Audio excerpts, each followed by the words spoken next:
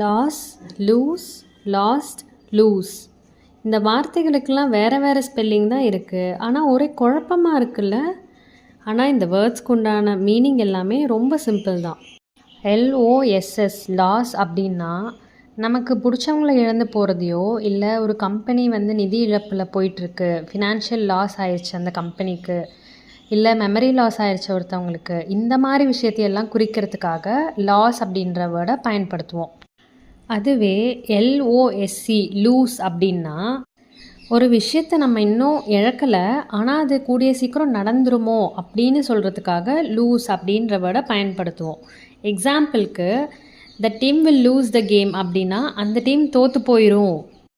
Don't lose the keys, சாவியை தொலைச்சிடாத. Don't lose faith, நம்பிக்கையே இழந்துடாத. She will lose her job if she is late, அவள் லேட்டாக வந்தால் வேலையை இழந்துருவா. அப்போது ஒரு விஷயம் இன்னும் நம்ம கையை விட்டு போகலை, அதாவது நம்ம இழக்கலை, ஒரு வேளை அது நடந்துரும் அப்படின்றதுக்காக இந்த வேர்டை பயன்படுத்துவோம்.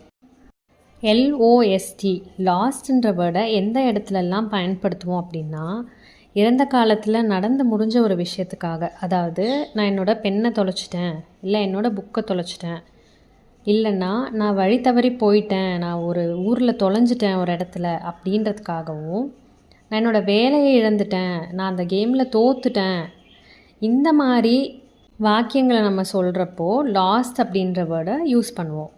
LOOSனா லூஸ், அதாவது தளர்வான, டைட்டாக இல்லாத ஒரு விஷயத்தை குறிக்கிற வேர்டு தான் லூஸ்.